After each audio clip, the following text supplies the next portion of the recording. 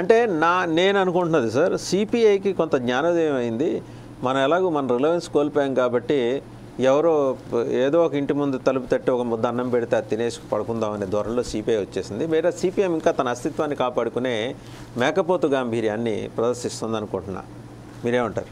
నేను అంటే మేకపోతు గాంభీర్యం ఉన్నమాట వాస్తవమే. కానీ నేను అనేది అంటే ఒక పార్టీ, ఏ పార్టీ అయినప్పటికీ పార్టీ పెట్టుకున్నప్పుడు పార్టీకి ఒక సిద్ధాంతం ఉంటుంది, ఒక రాజకీయం ఉంటుంది. చిన్న పార్టీ అయినప్పటికీ ఆ చిన్న పార్టీ అయినా పోరాడాలి. పోరాడే క్రమంలో మాత్రమే ఇతరులతోటి ఐక్య సంఘటన, ఐక్యత ఉంటుంది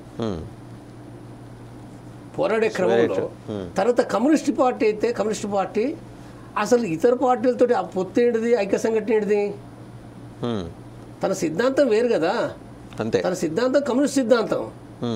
కమ్యూనిస్ట్ సిద్ధాంతం అనుకున్నప్పుడు ఇప్పుడు కాంగ్రెస్ పార్టీ సిద్ధాంతం కాదు కదా. కాంగ్రెస్ పార్టీ 75 సంవత్సరాల లోపల దేశం లోపల అవినీతి పరిపాలన, అసమర్థ పరిపాలన, నియంతృత్వ పరిపాలన ఇవే కదా కొనసాగించింది. అంటే బీజేపీని వ్యతిరేకించడం వేరు, కమ్యూనిస్టు సిద్ధాంత అవగాహన నుంచి బీజేపీని వ్యతిరేకించడం వేరు. వ్యతిరేకించాలి. మత రాజకీయాలు చేస్తుంది కాబట్టి సీరియస్గా వ్యతిరేకించాలి. మిగిలిన విషయాలు కాంగ్రెస్కు బీజేపీకి ఏం తేడా ఉంది? అంతే, అవే కదా. కాబట్టి అది అనుకున్నప్పుడు మరి తన సిద్ధాంతం పైన తను నిలబడాలి కదా. ఎందుకు పోయింది ఈ దేశంలో కమ్యూనిజం? ఎందుకు ఫెయిల్ అయిపోయింది? పార్టీలు ఎందుకు వెనుకంజలబడ్డాయి, శ్రద్ధకు గురిపోయినాయి? దీనికి కారణం ఏంటంటే కమ్యూనిస్ట్ పార్టీలు సరైన పద్ధతిలో తమ సిద్ధాంతం పైన ఆధారపడి, తమ రాజకీయాలపైన ఆధారపడి ప్రజల్ని, శ్రామిక వర్గ ప్రజల్ని ఆర్గనైజ్ చేయలేదు.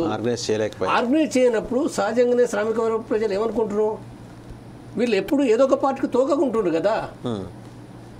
ఎంత వరస్ట్ దానికి చెప్పే కారణాలు కూడా సూటబుల్ కావాయి.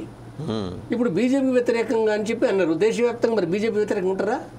ఒక బీజేపీ వ్యతిరేకంగా కాదు. ఒక రకంగా చెప్పాలంటే ఇప్పుడు పోయిన అసెంబ్లీ ఎన్నికలున్నాయి అంటే కేసీఆర్ బీజేపీతో సంబంధాలు ఉన్నాయి కాబట్టి కేసీఆర్ని వ్యతిరేక. ముందు కేసీఆర్ తోటే ఉన్నారు.